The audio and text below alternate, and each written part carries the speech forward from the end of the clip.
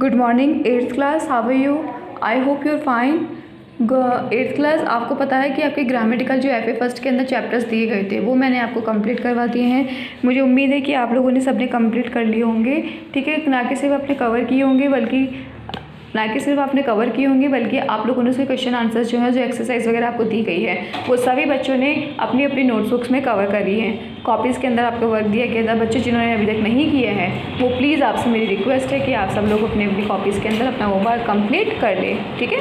हम लोगों ने चूँकि ग्रामेटिकल चैप्टर स्टार्ट कंप्लीट कर लिए हैं, तो अब हम पहुँचते हैं रीडर्स की तरफ। कहाँ पहुँचेंगे अब हम? रीडर्स की तरफ। अब रीडर्स के अंदर हम पहुँचते हैं चैप्टर नंबर 1 सुभाषितानी, ठीक है। चैप्टर नंबर 1 सारे बच्चे ध्यान से पढ़ोगे तो अच्छे से समझ में आएगा।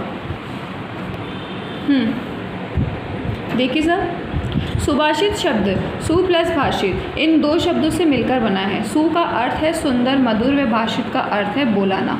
इस प्रकार सुभाषित का अर्थ है मधुर स्वर में मधुर एवं हितकारी वचन बोलना, जिनको मनुष्य अपने जीवन में अपनाकर अपने आचरणों में परिवर्तन कर जीवन को धन्य बना सकता है। प्रस्तुत पाठ में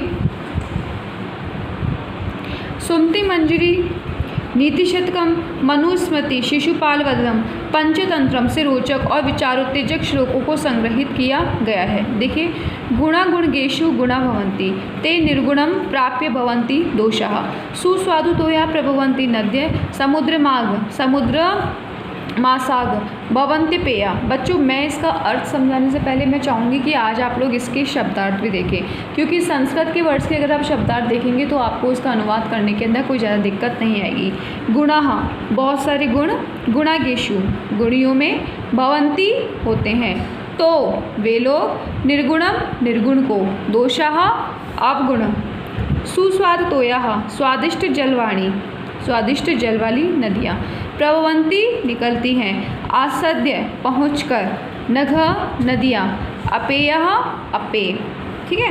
अब आप इसका अन्वय देखेंगे। गुणा गुणगेषु भवन्ति ते गुणाः निर्गुण प्राप्य दोषा भवन्ति यथा सुस्वादुतोयः नद्य प्रभवन्ति परम। एक सेकेंड बच्चों,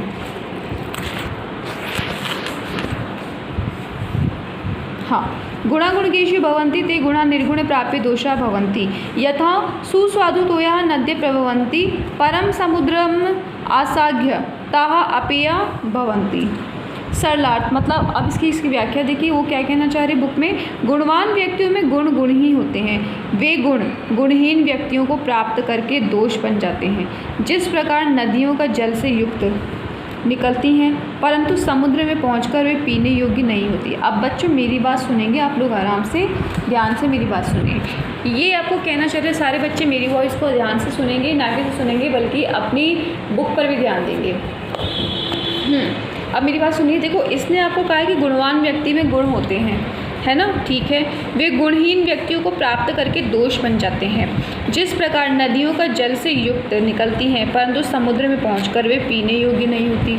तो वह ये कहना चाह रहा है कि भाई गुणवान, ये क्या कह रहा है, गुणा गुणगेषु गुणा भवन्ति, कि बहुत सारे गुण, ठीक है, गुणी व्यक्ति के अंदर बहुत सारे गुण होते हैं। ते निर्गुणम प्राप्य भवन्ति दोषा, वे लोग निर्गुण व्यक्ति के दोषों को, उनके अवगुणों को क्या कर लेते हैं, अगर वो अवगुण व्यक्ति के अंदर मिल जाते हैं, अगर अवगुण व्यक्ति अपने अवगुण उनको दे देता है तो उनके गुण क्या होते हैं, अवगुणों के अंदर बदल जाते हैं। सुस्वादु तो या प्रभवंती नदियाँ, नदियों का मीठा जल पानी से निकलता है। ये मालूम है कि नदियों के अंदर जो जल होता है वो बहुत मीठा होता है। लेकिन समुद्र मासाग भवन्त्य पेया, अब ये क्या कह रहे हैं कि लेकिन अगर नदियों का वही मीठा जल समुद्र के पानी में मिल जाता है तो वो पीने योग्य नहीं रहता। क्यों नहीं होता? क्योंकि समुद्र का पानी खारा होता है और खारा पानी पीने योग्य नहीं होता। ये क्या कहना चाह रहा है कि खारा पानी पीने योग्य नहीं होता। नदियों का जल भले ही कितना मीठा हो, चाहे कितना ही मीठा हो, लेकिन अगर वो पानी जाकर के समुद्र के खारे जल में मिल जाए तो वो पानी भी खारा हो जाता है, अर्थात वो क्या होता है, गुणहीन हो जाता है। उसमें फिर वो गुण नहीं रह पाता जो पहले हुआ करता था।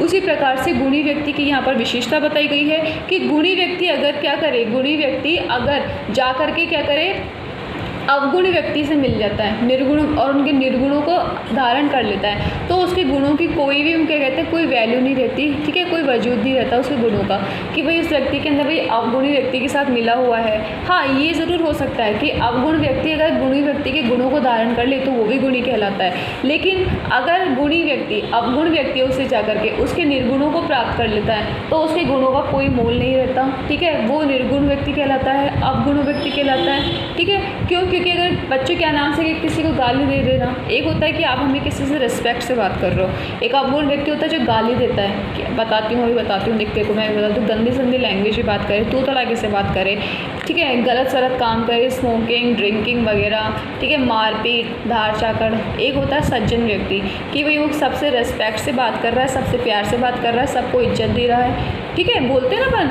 तो क्या होगा अगर वही व्यक्ति जाकर के निर्गुण व्यक्ति के जैसा रूप धारण कर ले, मतलब उसके अवगुणों को धारण कर ले, तो वो उसके जैसा ही हो जाएगा, तो उसकी कोई वैल्यू नहीं रहेगी। जैसे नदियों के अंदर से निकलने वाले मीठे जल की कोई वैल्यू नहीं बचती जब वो समुद्र के जल में मिल जाती है। क्यों? क्योंकि समुद्र का जल खारा होता है। समझ आया बच्चों? आगे देखिए, सेकंड पैराग्राफ देखिए इसका।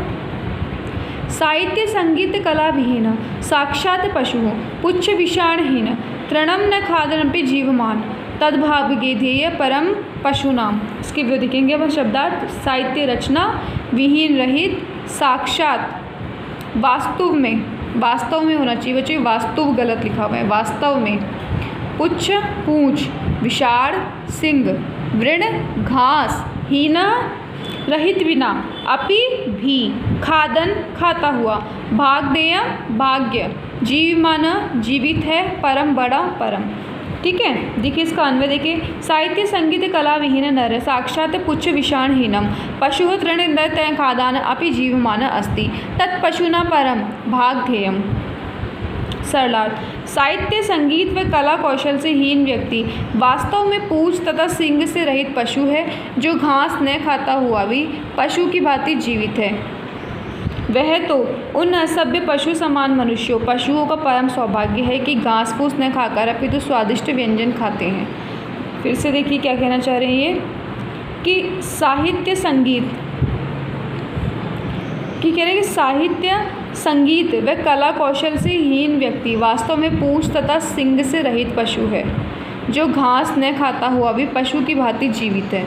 वह तो उन असभ्य पशु समान पशुओं का परम सौभाग्य की घास फूस न खाकर अपितु तो स्वादिष्ट व्यंजन खाते हैं। देखो, साहित्य में अभिरुचि संगीत आदि कलाओं से कौशल से ही मनुष्य बनता है, अन्यथा वह पशु का सा ही जीवन जीता रहता है। अब मेरी बात सुनेंगे सारे बच्चे। देखो ये क्या कहना चाह रहे हैं भाई, इसने आपको सरलार्थ में ये बताया है कि साहित्य संगीत व कला कौशल से हीन व्यक्ति वास्तव में पूंछ तथा सिंग से रहित पशु है, जो घास न खाता हुआ भी जीवित है। वह तो पशुओं का परम सौभाग्य है कि खाते हैं, क्या खाते हैं कि घास फूस न खाकर अपितु तो स्वादिष्ट व्यंजन खाते हैं। अब बच्चों इसने क्या कहा, साहित्य में अभिरुचि संगीत तथा आदि कलाओं से कौशल से ही मनुष्य बनता है। बच्चों साहित्य संगीत का मतलब ये नहीं कि हर आदमी को गाना आना चाहिए, नाचना आना चाहिए, समझ में आया?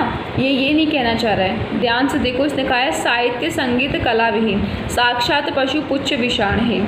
भाई इसने ये बोलना चाहे कि साहित्य संगीत के मतलब संगीत से मतलब ये नहीं कि तुम गाने गाते रहो, सीटी बजाते रहो कि हाँ भाई ये संगीत है। नो, ये इसके बारे में बात नहीं कर रहे हैं। ये बात किस बारे में कर रहे हैं? ये कहना चाह रहे हैं कि बच्चों एक होता है साहित्य कला मतलब हमारी बोली भाषा, एक होता है कि कला मतलब आनी चाहिए, एक मिठास से किसी से सामने वाले से बात करना। समझ में आया? कि भाई अगर मान लो वो व्यक्ति, अगर आपकी बोली में मिठास नहीं है, कड़वाहट है, ठीक है, आपको सामने वाले को रेस्पेक्ट देना नहीं आ रहा, तो वो इंसान जो होता है ना, बिना पूंछ और बिना सिंग वाले पशु के समान है, जो बिना घास खाए भी क्या है, जीवित रह रहे हैं,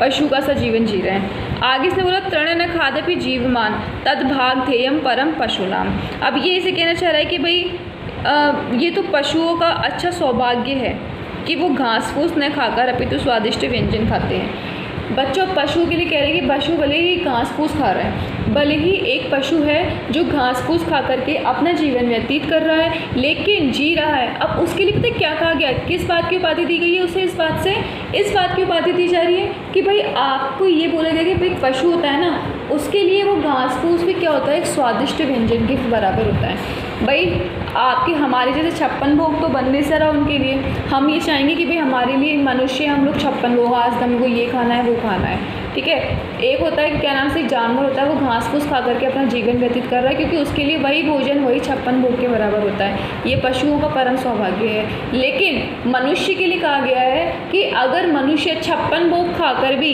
अपनी बोली में मिठास नहीं ला सका, अपने साहित्य में मतलब अपने स्वभाव के अंदर कड़वाहट या जहर पैदा करके रख रखा हो, तो क्या होता है, वो व्यक्ति पशु के समान है। और वो भी कैसे पशु के समान, बिना सिंग और बिना पूंछ वाले पशु के समान। तो अपने अंदर, अपने साहित्य के अंदर, अपनी कला के अंदर क्या होना चाहिए, थोड़ा सा मिठास आनी चाहिए। मतलब आपको इस बात का ज्ञान होना चाहिए हमारा साहित्य कैसा होना चाहिए, हमारी बोली भाषा अच्छी होनी चाहिए, नेचुरल होनी चाहिए, साफ़ होनी चाहिए। ये नहीं कि मान लो एक व्यक्ति होता है जो बहुत ही गंदा संदा तो बोलता है, ठीक है, किसी का सम्मान नहीं कर रहा है, किसी का सद्भाव नहीं कर रहा, किसी को रेस्पेक्ट नहीं दे रहा, जैसे चाहे वैसे, और फिर उसके सामने मान लो ये 56 भोग ला करके रख दिए तो वो जानवरों की तरह से तुम तोड़ तोड़ कर खा रहा है अजीब गरीब ढंग से, तो वो व्यक्ति कौन है, वो जीता जाता वो जानवर है जिसके ना तो सिंग है और ना पूंछ है। एक व्यक्ति वो हो रहा है जो मान लीजिए सबको बहुत रिस्पेक्ट दे रहा है, बहुत प्यार से बोल रहा है, बहुत इज्जत भी दे रहा है, सबके सामने ये बोल रहा है कि हमें उसके साहित्य इतना अच्छा और उसकी कला इतनी प्यारी, उसकी बोली में इतनी ज़्यादा मिठास है कि सामने वाला मोहित हो जाए कि अरे यार देखो हम मुझसे मिले, कितना अच्छी तरीके से बात करी उसने, कितने प्यार से उसने बातचीत करी, करने के लिए बोला। तो वो व्यक्ति कौन होगा, वो व्यक्ति एक सज्जन पुरुष है, ठीक है। वो इंसान उसके सामने अगर 56 भोग के उसके सामने अगर घास फूस मतलब कि उसके सामने कोई सूखी रोटी भी रख देंगे ना, तो उसके लिए तो वो भी 56 भोग के बराबर है। तो यहाँ पर जो आपको दूसरा एग्जाम्पल दिया गया ना कि तो उस पशु का सौभाग्य है कि वो जी रहा है, घास फूस खाकर भी जी रहा है। मतलब एक मनुष्य मान लीजिए जो सबको सम्मान दे रहा है, जिसके साहित्य संगीत कला में विशिष्ट प्रवृत्ति है, ठीक है, जिसके जो दूसरों को इज्जत दे रहा है, जिसकी बोली में मिठास है, उसके सामने तो अगर मान लीजिए घास फूस खाकर भी जी रहा है तो उसके लिए तो वो भी स्वादिष्ट व्यंजन है। ओके, समझ में आया 8th क्लास। अब मेरी बात सुनिए, आपके पैराग्राफ नंबर 1 सब ध्यान देंगे, paragraph number 1 and paragraph number 2, आपको इन दोनों पैराग्राफ की सप्रसंग व्याख्या करके लानी है। ओके, सुन लिया आपने 8th क्लास, सप्रसंग आपको व्याख्या करनी लानी है। जैसा कि मैंने आपको बताया है प्रसंग किस तरह से लिखते हैं, अन्वय में लिख करके आपको इनकी व्याख्या करनी है। बच्चों सप्रसंग व्याख्या करोगे कॉपी के अंदर तभी आपको समझ में आएगा, ठीक है ना। ओके 8th क्लास, फिर भी कोई प्रॉब्लम आती है तो आप मुझे मैसेज कर सकते हैं। Now bye.